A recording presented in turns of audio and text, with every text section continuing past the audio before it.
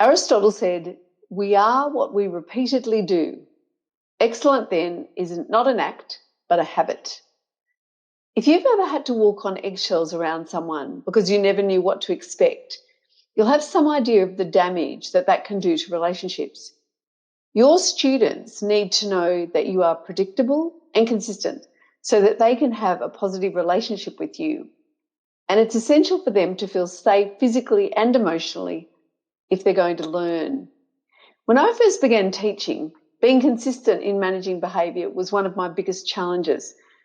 There were competing demands on my time and energy, colleagues with different standards and values, parents with a range of demands and expectations, and then the wide variety of students from different backgrounds, motivations, and challenges.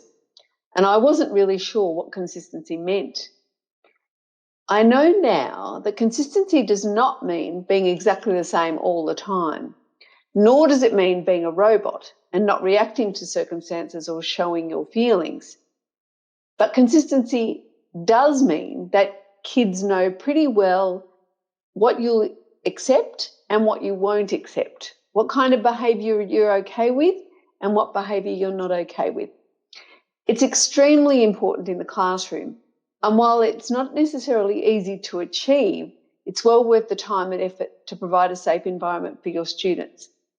In this video, I'll share with you 6 ways you can improve your consistency with your students and show to them that you are reliable, predictable, and trustworthy. My name's Mari Amaro, and I'm the Principal Presenter at The Highly Effective Teacher. I'm a teacher, and I've been working with students and supporting teachers for over 30 years. I'm passionate about teacher wellbeing, and I combine research and experience to provide evidence-based strategies that improve classroom management and teacher wellbeing, especially practices that take no extra teacher time and can actually give you back time because you're working more effectively. I love coaching teachers so that they thrive in the teaching profession, not just survive. Improved teacher wellbeing means improved student wellbeing, and that contributes to better academic and social outcomes for all our students.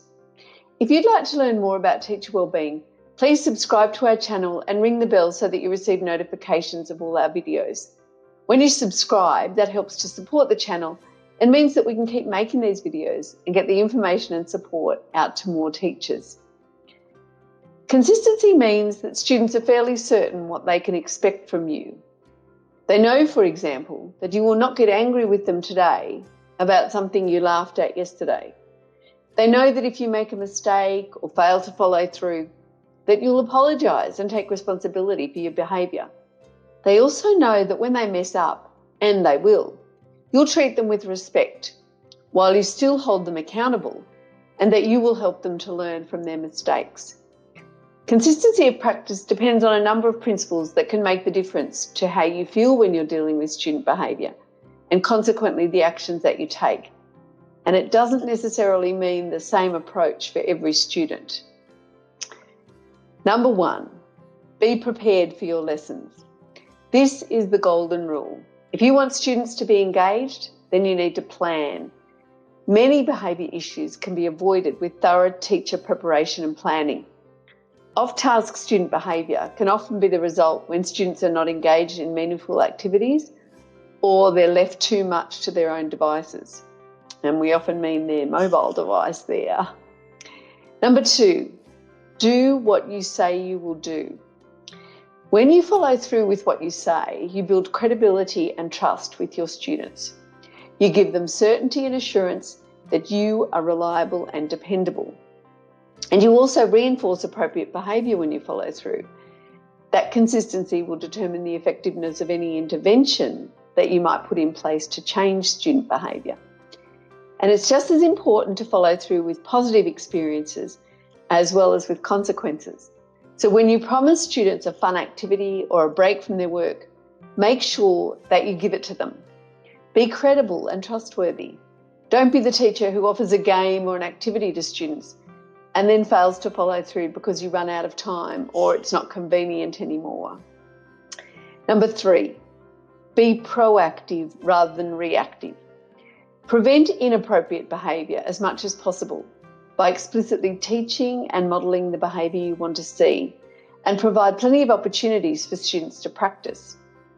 Scaffold work tasks by giving students boundaries, roles, and protocols.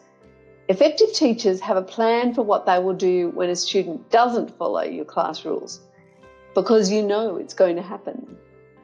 Carefully planning your approach so that you use low-key strategies to redirect, remind students of expectations, distract, and offer assistance can head off behaviour escalations. And if you're interested in learning more about how to prevent disruptive student behaviour, check out our video where you'll learn some effective prevention strategies that will save you some of the pain of disruptive student behaviour. And if a student is not completing their work despite reminders and low-key strategies, the next step is giving a choice. Having planned choices to offer students will prevent saying things that you don't really mean and backing yourself into a corner. For example, you can complete your work here with your friends or at another desk. The secret to giving a choice is that both options are acceptable to you and to your student, and that neither of the choices is punitive. Number 4, teach the process of offering choices to your students. So when you develop your class expectations, work through each of the strategies that you will use when students are off task, and teach the students what it means to make a choice. Give them examples of the kinds of choices you're going to offer.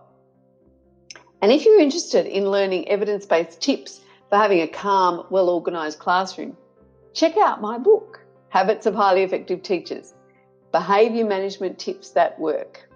Number 5, start fresh every day or every session.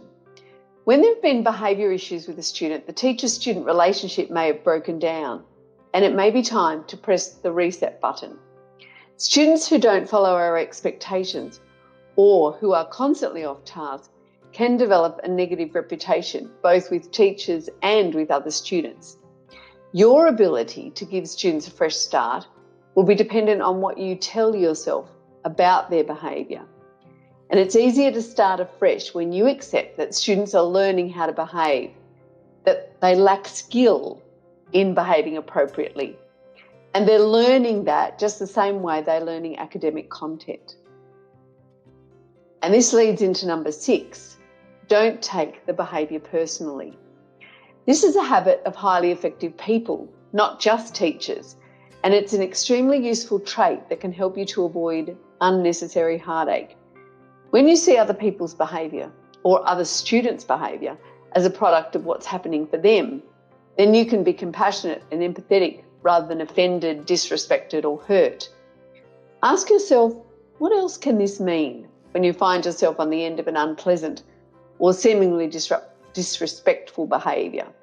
And if you're able to maintain calm and not take students' behaviour personally, you're in a better position to address their needs and help students to learn more acceptable behaviour. Thanks for watching the video. Stay safe and happy teaching.